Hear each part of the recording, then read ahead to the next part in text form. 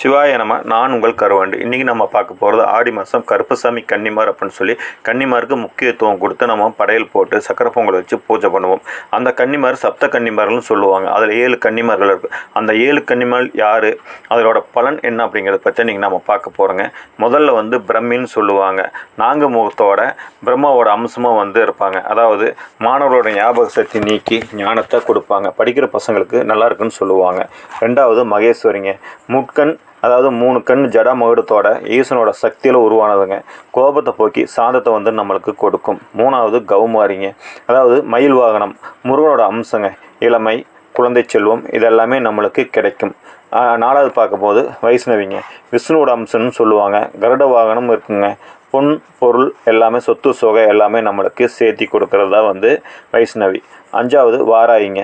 பன்றியோட தலையோடு இருக்குங்க. அதாவது பன்றி முகத்தோடு இருக்கிறது சிவன், பெருமாள், சக்தி. இந்த 3ஓட அம்சமாக தான் இந்த வாராகி அம்மனை நம்ம பக்தர்களுக்கு துன்பம் வராமல் காத்து கொடுக்குங்க. இந்த வாராகி ராகு காலத்தில் எல்லா பக்கமும் நிறைய பக்கம் பூசை நடக்கும். அதாவது தஞ்சாவூரில் பார்த்திங்க அப்படின்னா வாராகிக்குன்னு தனி ஒரு சன்னதியே இருக்குங்க. 6வது இந்திராணி. இந்திரன் அம்சம் தாங்க. சொத்து, சாம்பத்திய சுகம், அதாவது குழந்தை செல்வம் இதெல்லாமே நம்மளுக்கு தரதை இந்திரனோட அம்சம்னு கூட சொல்லலாம். அதாவது அடுத்தது 7வது பார்க்கும்போது சாமுண்டி. அதாவது ஈசனோட நெற்றியிலிருந்து தோன்றியது தாங்க சாமுண்டி. இது பத்திரகாளி போல், அதாவது நம்ம காளி பத்திரகாளி இப்படிலாம் சொல்லுவோம்ல, அதோட அம்சங்க.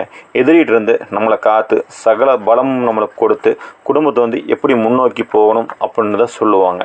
அதனால் நீங்கள் ஆடி மாதத்தில் கன்னிமார் பூஜை அப்படின்னாலே இந்த 7 சாமியை ஞாபகம் வச்சுட்டு நீங்கள் கன்னிமாருக்கு படையல் போட்டு இந்த ஆடி மாத பூஜையை நீங்கள் செஞ்சுட்டு வரும்போது உங்களுக்கு தேவையான, உங்கள் குடும்பத்துக்கு தேவையான அத்தனைமே செல்வம், பலம், ஞானம், புத்தி, சொத்து, சோகம் இப்படின்னு எல்லா வகையிலுமே உங்களுக்கு சீரம் சிறப்புமாக கொடுப்பாங்க. அதனால் இந்த ஆடி மாதத்தில் கருப்பசாமி கன்னிமார் கோயிலில் போய் ஒரு வழிபாடு நடத்தி சக்கரை பொங்கல் வச்சு படையல் போட்டுவாங்க.